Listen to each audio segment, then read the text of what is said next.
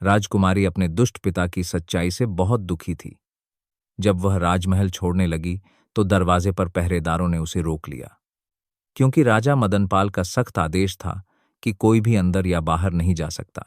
हिम्मत जुटाकर राजकुमारी बोली, मेरा नाम सुलोचना है, मैं राजकुमारी जी की सेविका हूं।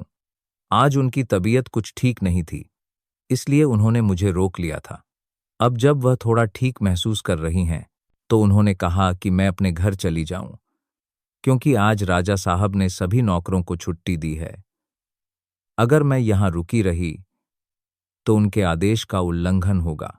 नौकरानी बनी राजकुमारी की बातों पर पहरेदारों को विश्वास हो गया और उन्होंने उसे जाने दिया। इस तरह पहरेदारों को चकमा देकर राजकुमारी तारा महल से बाहर निकल आई।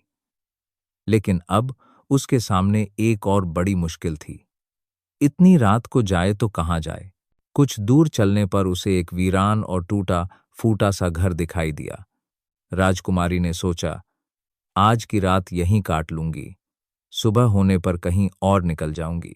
वह उस सुनसान घर में जाकर एक कोने में बैठ गई। उसकी आंखों से आंसू थम नहीं रहे थे। कभी महलों में रहने वाली राजकुमारी अब अपने ही पिता की वजह से खंडहरों में रात बिताने को मजबूर थी। यूं ही दुख और डर में रात कट गई। सुबह हल्का उजाला होते ही राजकुमारी फिर से चल पड़ी। वह बिना किसी दिशा के तेजी से आगे बढ़ती जा रही थी। उधर जैसे ही सुबह हुई, वही हुआ जो उसने सोचा था। राजा मदनपाल राजकुमारी के कमरे में पहुंचा, लेकिन जब वह वहां नहीं मिली तो उसे ऐसा लगा जैसे उसके सीने पर कोई भारी बोझ आ गया हो। पूरे महल में ढूंढा गया, लेकिन राजकुमारी कहीं नहीं मिली। राजा बस हाथ मलता रह गया, उसे कुछ नहीं मिला। इधर चलते चलते जब राजकुमारी थक गई तो एक नदी के किनारे बैठ गई। वह प्यास से बेहाल थी। जैसे ही पानी पीने लगी, उसे पानी में अपनी परछाई दिखी।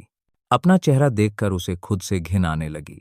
सोचने लगी, ऐसा रूप किस काम का, जिसे देख अपनों का ही दिल पत्थर बन जाए। काश मैं कुरूप होती तो शायद आज यह दिन ना देखना पड़ता। थकी हुई, टूटी आत्मा के साथ वह वहीं बैठी रही। तभी उसके मन में विचार आया, क्यों ना अपनी ससुराल चली जाऊं और जो कुछ हुआ है सब उन्हें बता दूं। लेकिन अगले ही पल सोचा, किस मुंह से जाऊं? वो क्यों यकीन करेंगे मेरी बात का? तभी उसके मन में एक और विचार आया, क्यों ना इस खूबसूरत चेहरे को ही मिटा दूं? ना चेहरा रहेगा, ना कोई मुझे पहचान पाएगा, ना मोह, ना धोखा। यही सोचकर राजकुमारी तारा ने